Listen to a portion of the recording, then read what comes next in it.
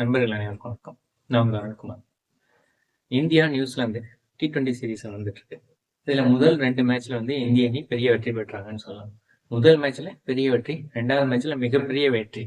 ஏன்னா 2வது மேட்ச் வந்து 300 ரன்கள் அடிச்சா கூட இவங்க திருப்பிடுவாங்களோ அப்படின்ற மாதிரி நியூசிலாந்து கேப்டனே வந்து மிகப்பெரிய அளவுக்கு புகழ்ந்தாரு இந்திய அணியோட பேட்டிங். அந்த அளவுக்கு ஒரு பெரிய வெற்றின்னு சொல்லலாம். அந்த ஒரு பாசிட்டிவ் எனர்ஜியோட 3வது மேட்ச்சுக்கு வந்து கிளம்புறாங்க. ஸோ டாஸ் வின் பண்ணி முதல்ல பவுலிங் எடுத்தாங்க. பவுலிங் எடுத்து இந்தியா ரொம்ப சிறப்பாகவே வந்து பந்து வீசினாங்கன்னு சொல்லலாம். பும்ரா வந்து நான் சொன்னேன்ல, பும்ரா வந்து வர்றாரு அப்படின்னா அவர் வந்து அந்த ஃபார்முக்கு வர்றதுக்கு ஒரு டைம் ஆகும் அப்படின்ற மாதிரி சொல்லியிருந்தேன். அதனால வந்து கொஞ்சம் கேப்புக்கு அப்புறம் வந்து ஃபர்ஸ்ட் T20ல சரியா பெர்ஃபார்ம் பண்ண முடியல. இப்போ அந்த ஃபார்ம் வந்துட்டதுனால செகண்ட் T20ல ஆடல. தேர்ட் T20ல வந்து அந்த ஃபுல் சார்ஜையும் இறக்கி ஃபர்ஸ்ட் பாலே வந்து ஒரு ஸ்டெம்பை தெறிக்க விட்டு நான் வந்துட்டேன்டா அப்படின்ற மாதிரி வந்து காமிச்சிருந்தாரு நம்ம பும்ரா. ஸோ ஒரு அன்பீட்டன் டெலிவரின்னு சொன்னோம். டீம் சேஃபட்டுக்கு வந்து எதுவுமே புரியல. பந்து எங்கே பிச் ஆகுது, எங்கே போகுது எதுவுமே தெரியல. அவர் பாட்டு கண்ணை மூடிட்டு எங்கிட்ட சுத்துறாரு. வந்த பாட்டுக்கு நான் வந்து ஸ்டெம்பை நோக்கி தான் போறேன் அப்படின்ற மாதிரி வந்து ஸ்டெம்பை தகர்த்து தெரிஞ்சிருச்சுன்னு சொல்லலாம். அந்த மாதிரியான ஒரு பவுலிங். அதுக்கப்புறம் எல்லா பவுலர்ஸுமே வந்து நல்லா போட்டாங்க. முக்கியமாக சொல்ல போனா ரவி பிஷ்னாய். அவர் வந்து T20ல ரொம்ப ஒரு சிறந்த பவுலர்னு சொல்லலாம். ஆனா அவருக்கு ஏன் வந்து தொடர்ந்து வாய்ப்புகள் மறுக்கப்படுறது அப்படின்றது வந்து நமக்கு ஒரு கேள்விக்குறியாவே இருக்கு. ஏன்னா இதுக்கு பின்னாடி வந்து ஒரு பாலிடிக்ஸ் இருக்குதோ அப்படின்ற மாதிரி வந்து நமக்கு ரொம்ப நாளாவே தோணிட்டு இருக்கு. ஏன்னா ரவி பிஷ்னாய் வந்து T20ல ஒரு இப்ப இருக்கிற பவுலர்ஸ்ல வந்து ஒரு நல்ல லெக் ஸ்பின்னர்னு சொல்லலாம். குல்தீப் யாதவ் வந்து ஒரு சிறந்த ஸ்பின்னர் தான். அது வந்து ரிஸ்ட் ஸ்பின்ல வந்து நம்ம சொல்லலாம். ஆனா ரவி பிஷ்னாய் வந்து லெக் ஸ்பின்ல வந்து ஒரு சிறந்த பவுலரா இப்போதைக்கு இருக்கிறாரு. அவருக்கு வந்து தொடர்ந்து வாய்ப்புகள் கொடுத்தா அவர் வந்து நல்லா ஷைன் பண்றதுக்கான வாய்ப்புகள் இருக்கு. ஏன்னா அவருக்கு ஏஜும் வந்து இப்போ கூட்டிட்டு போறதுனால ஸோ அவரை வந்து அதிகமாக பயன்படுத்தணும் அப்படின்ற மாதிரி நான் நினைக்கிறேன். ஸோ 4 ஓவருக்கு 18 ரன் கொடுத்து 2 விக்கெட், ஒரு extraordinary spell.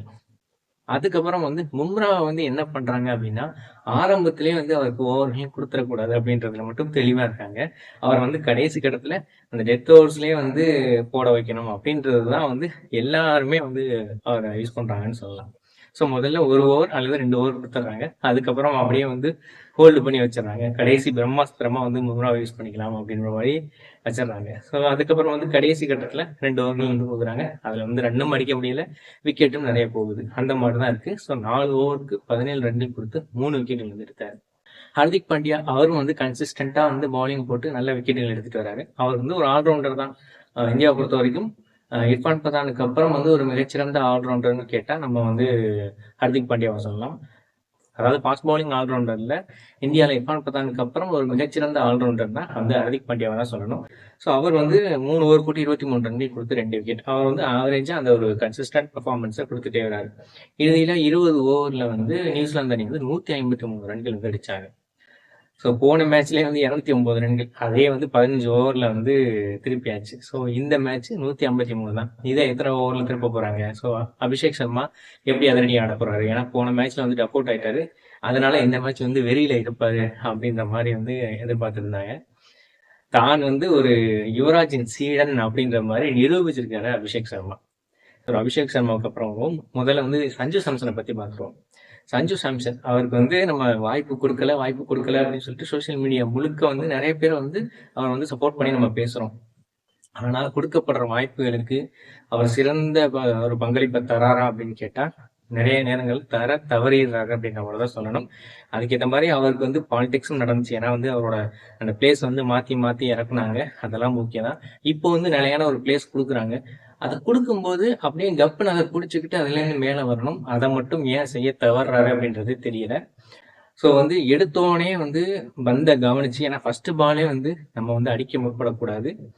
So Abhishek Sharma வந்து ஒரு சைடு வந்து ரொம்ப எக்ஸ்ட்ராடனரியா பெர்ஃபார்ம் பண்ணிட்டு இருக்காரு. அந்த ஒரு ப்ரெஷரை வந்து இவர் வந்து ஃபீல் பண்ணி தானும் அடிக்கணும் அப்படின்னு முற்படுறாரான்றது தெரியல. ஸோ உங்களோட நேச்சுரல் கேம் என்ன?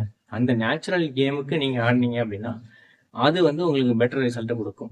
ஏன்னா சச்சின் டெண்டுல்கர் அண்ட் வீரேந்தர் சேவாக் இவங்க 2 பேரும் வந்து ஓப்பனிங் அனுப்புவாங்க. அது வீரேந்தர் சேவாக் வந்து எக்ஸ்ட்ராடினரியா அதிரடி ஆடுவார். ஆனா சச்சின் டெண்டுல்கர் வந்து நிதானமா கையாடுவார். சேவாக் மாதிரியே அவரும் வந்து அதிரடி ஆட முற்படுவாரா? இல்லை. ஸோ சேவாக் அவ்வளவு தூரம் அதிரடி ஆடினாலும் அந்த 90ஸ்லாம் வந்துட்டா நீ வந்து போய் பவுண்டரி அடிக்க முற்படாத, 100 அடிக்கணும். நீ வந்து ஒரு அதாவது டெஸ்ட் மேட்சஸ்லயே வந்து 300 அடிக்கும் போது வந்து போய் சொல்லுவாரு, நீ வந்து பவுண்டரி அடிக்காத, கொஞ்சம் பொறுமையா ஆடு, 300 வந்து ஃபர்ஸ்ட் நீ வந்து அடிக்க போற இந்தியாவுக்கு அப்படின்ற மாதிரி சொல்லியிருப்பாரு. ஆனா அதையுமே கேட்காம அவர் வந்து அதிரடி ஆடிருப்பார்.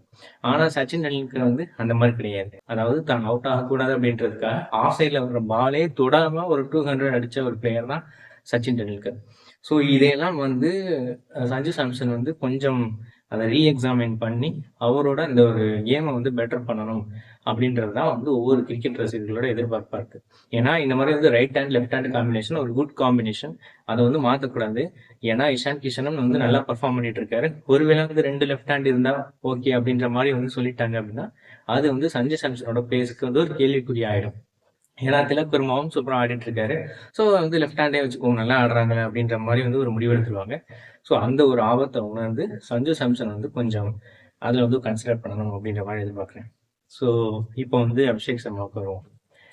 குட்டி யுவி அப்படின்னு சொன்னா வந்து அது மிக ஆகாது. ஏன்னா வந்து தன்னோட அந்த குருநாதர் வந்து எப்படி சொல்லி கொடுத்தாரோ அந்த மாதிரி வந்து ஒரு அதிரடியை வந்து சூப்பரா ஆடுறாரு.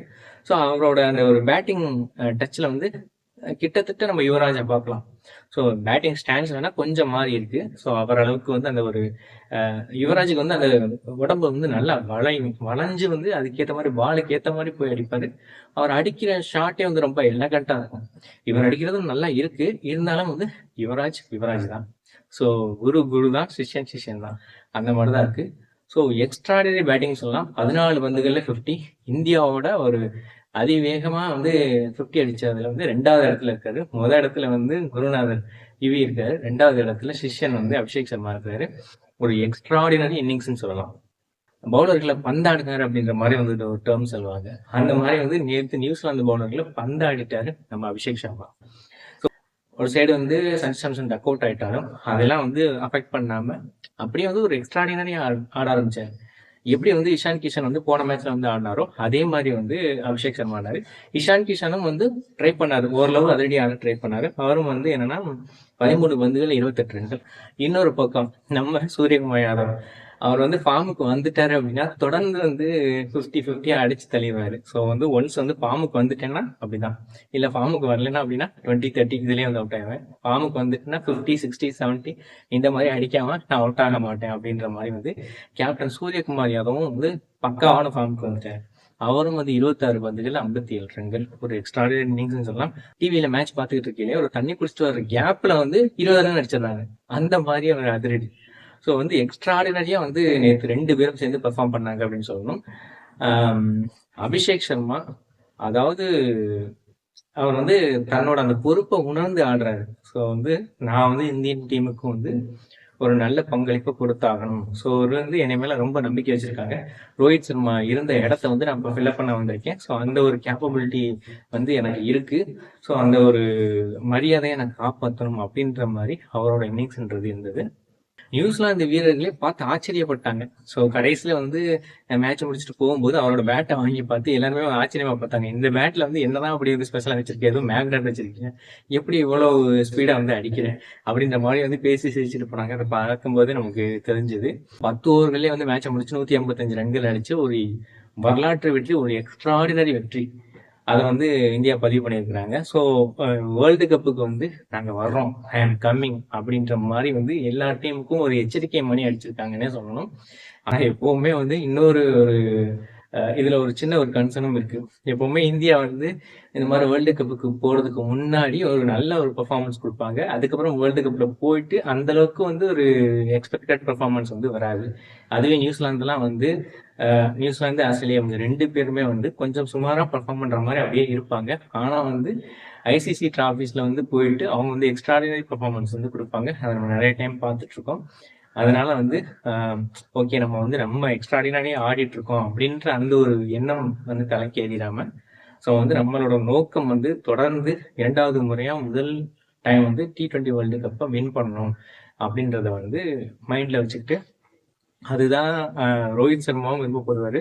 ஸோ ஒட்டுமொத்த இந்திய கிரிக்கெட் ரசிகர்களும் அதை தான் விருப்பப்படுறாங்க. ஸோ அதை மட்டுமே ஃபோக்கஸ் பண்ணி இந்த வேர்ல்டு கப்பை வந்து இந்தியா வின் பண்ணணும், அதுக்கேற்ற மாதிரி வந்து ஆடணும்.